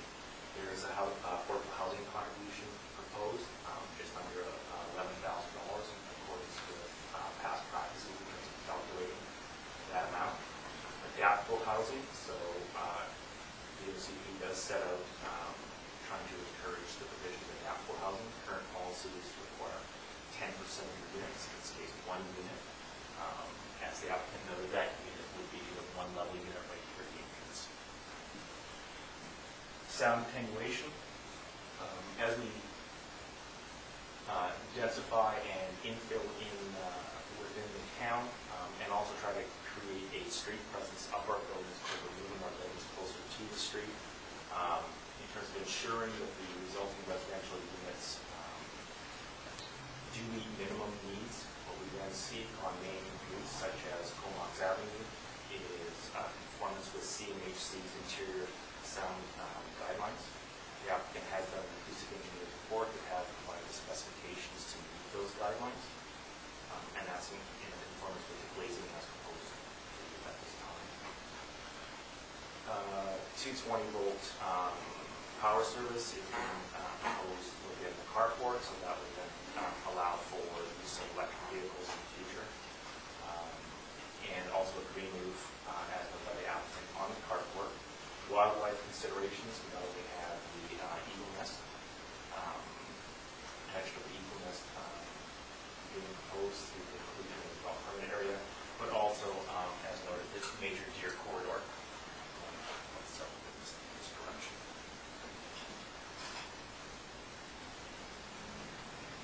Tree retention, the applicant spent considerable time not only identifying a site plan that would be compatible with the existing mature trees, trying to minimize the removal, but then also working with an arborist in terms of the area requirements around those trees, the undisturbed areas, so that we have long-term longevity of those trees. There's also tree replacement, and as you can tell, this is the existing trees proposed to be retained, and there's also a quite extensive landscaping proposed in addition to the retention of the existing trees.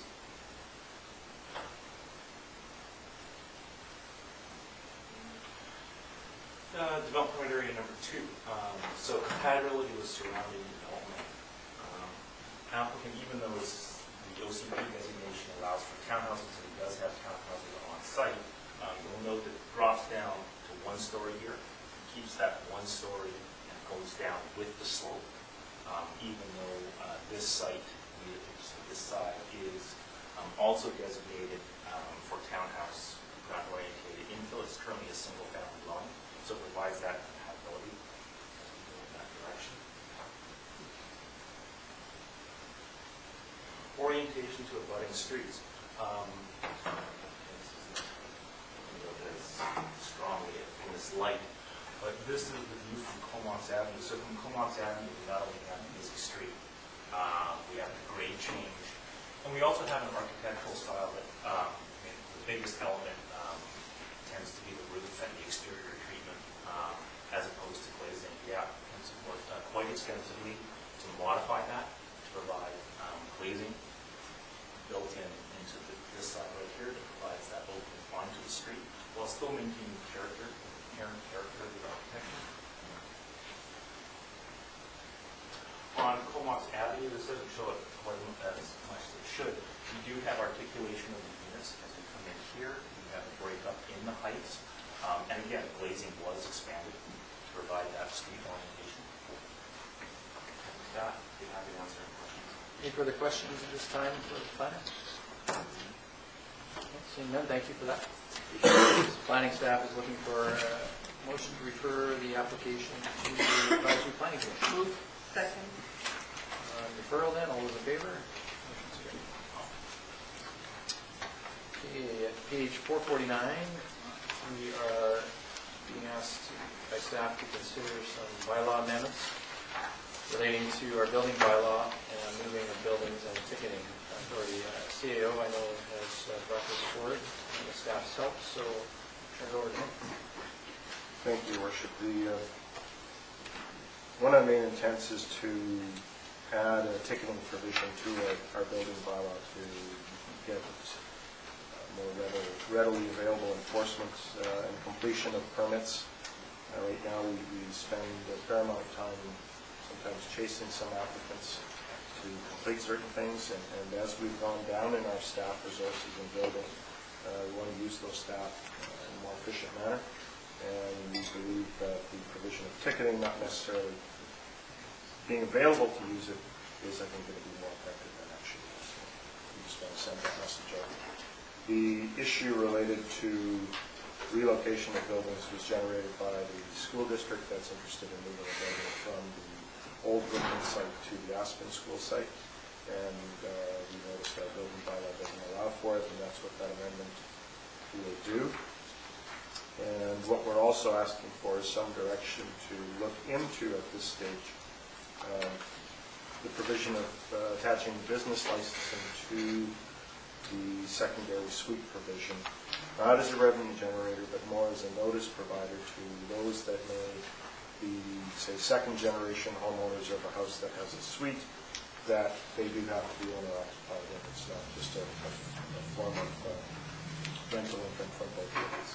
We want to maintain, as we've heard through the OCP process, residents are supportive of secondary suites with the owner-occupation provision in one of the units, and I believe it's the city of Kelowna that's looked at a similar provision, and we want to talk to them and others to see if that may be applicable. That would be based on whatever you report back to us. That's right. We're not asking that one. That's not part of this bylaw. It's just future direction that we're asking for as well. Okay, so staff is looking firstly for first, second, and third reading on bylaw 1730. So I'll move that. Second. It's the building bylaw amendment to deal with the moving of buildings and ticketing. Questions? Yes. Just a comment on that. It's been a concern over the years. I know we've lost several heritage homes from Comox because they couldn't be moved within the town. They had to be moved out of Comox, and yet they were Comox heritage homes. So I didn't know we could do this. I'm glad we're doing it. Okay.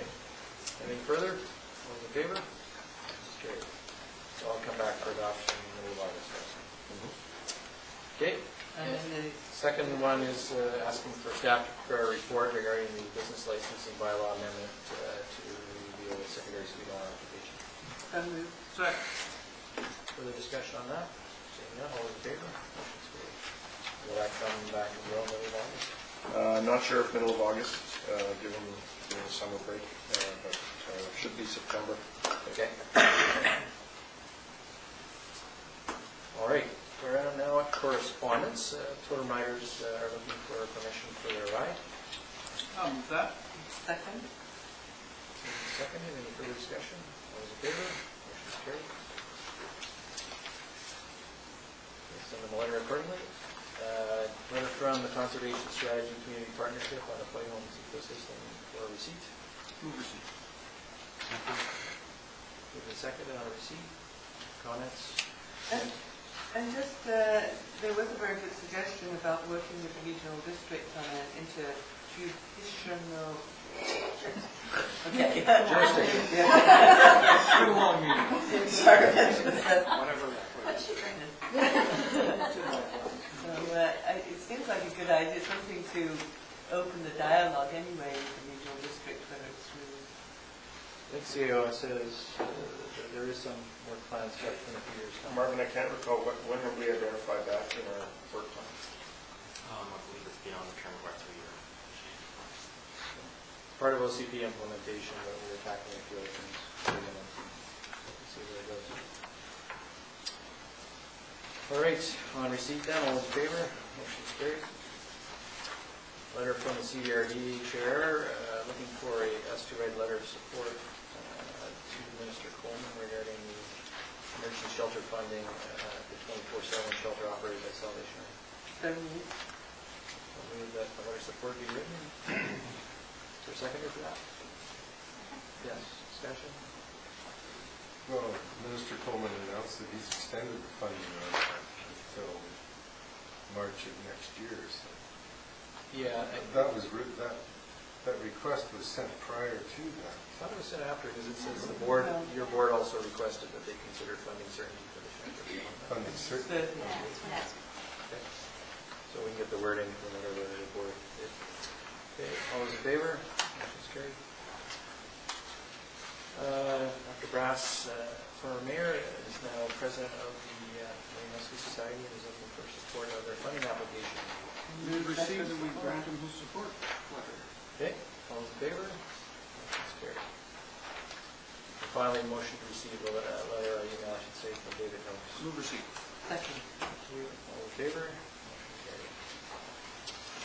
All right, reports from members of council. We'll start, how about I start? I'll start.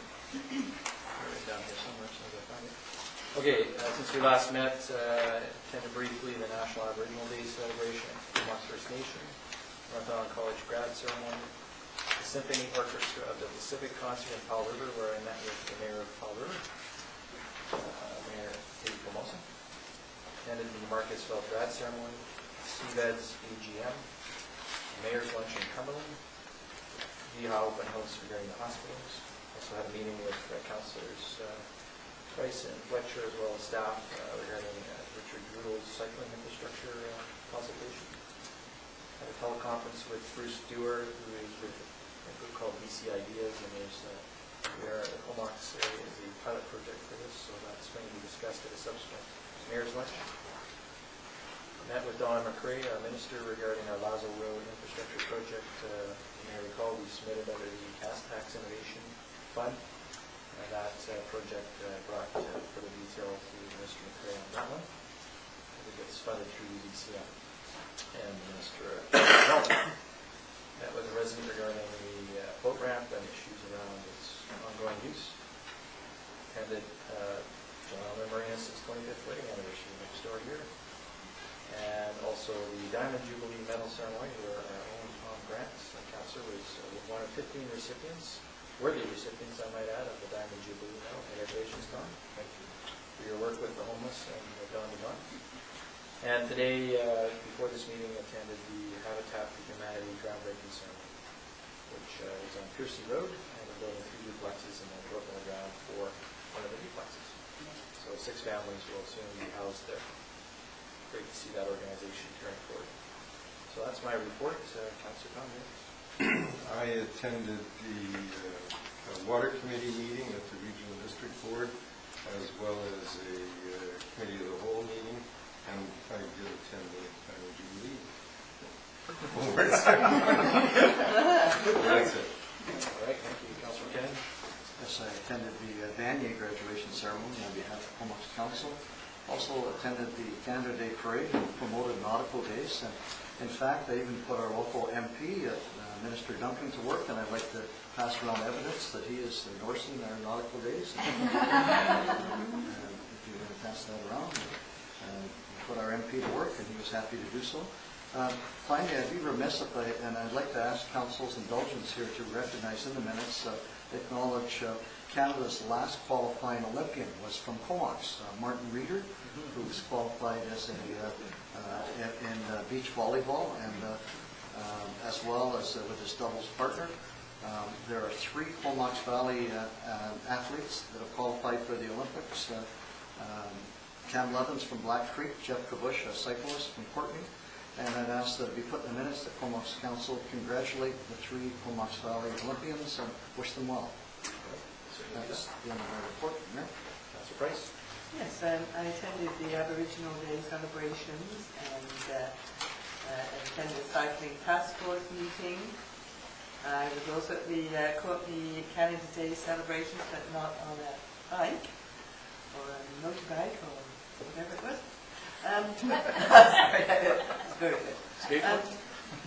I had supper with Drudel, who we can't even pronounce his own name. The Cycling Task Force in Courtney sponsored him to come to the valley to talk about cycling infrastructure, and as the Mayor mentioned, we also met with him the next day. And he has some great ideas, focus on how to get the 2/3 who have a bike in their back room that they may have ridden once or never ridden on the road. The committed cyclist will always go out regardless. So an interesting focus. And yeah, that was it. Thank you. Councilor Swift? I attended the Philbrook board meeting. Guess we're all getting tired. And then the Philbrook Kids Day, which took place June 24th. I helped set up and clean up, and that was successful in spite of a little bit iffy weather. I attended the July 1st events in Courtney and the Weehaw Open House. And that's it. Thank you. Councilor Fletcher? Thank you. Since we last met, I attended the Regional Hospital and Solid Waste and the board meeting. We received those minutes here tonight. Good sign. And on June 27th through the 29th, I was fortunate to be able to attend the Velo City Conference in Vancouver with the planner. Marvin was there as well. And that the province so generously funded. It was a great opportunity, an international conference, and a wealth of information on cycling infrastructure and cycling opportunities, cycling tourism, educating children. They talked about everything. Great opportunity. Thank you for that. And on July 4th, I too attended the meeting with Richard Grudel, who was the cycling engineer in the town. And that same day, I attended the North Island Hospital Project Open House in Courtney, the Philbrook Center. See that presentation there. Lots of nautical days meetings, of course. Yesterday, we had CBRB, we had the water committee meeting and committee of the whole. And if I may be so bold as to mention something tomorrow that is coming to our town, and Councillor McKinnon, your amazing sons that have ridden across Canada in support of Parkinson's disease, I think it's an amazing effort that they have done, and they will be coming home tomorrow and celebrating here in Vernon Park. So I hope anyone and everyone that can make it will be there to celebrate them. We must be extremely proud of them, as I think the whole community is. Thank you. Easy for you to say. They're not coming to your house to live. I think they're throwing out the tents that they're using. Okay, thank you. Yeah, so I attended John and Lynn Marinas' 25th anniversary, the North Island grad ceremony as well. I got to be the mayor in the parade in Tom's car. Tom drove me down there, and so that was interesting. I also attended the AGM of Economic Development, where I ended up getting elected to the executive. So there you go. And the other meeting that I've had a couple of meetings with the Comox Golf Club regarding their water rates and their tax exemptions. I told them that I didn't think there was much we could do on their water rate, but that they were certainly welcome to come and ask us for a tax exemption, and they will in fact be coming as a delegation to ask us for a further exemption. So you know that's coming. Yeah, I'll mention the CAO and I are going to hopefully make it back from the Nanaimo tomorrow. We're going to start meet the McKinnon boys at Dover Bay and cycle back this way. So. And it's not a bicycle built for two, just so you know. And Patty will meet us in Parks. There's a motor on it. Yeah. All right, so with that, any media questions? Quick comment, fantastic photo on page 246. Really. And whoever had the foresight to have everybody. He's making I did have one question, which was as to the Cottonwood Greenway. Is the official council position that construction and work will go ahead as planned along with consultation? Is that any different than what is already planned? Essentially, no. Our superintendent of parks has been working with the neighborhood on an ongoing basis. Our CAO has also talked to residents on an ongoing basis, and will certainly hear any concerns with the project. Will be proceeding this week.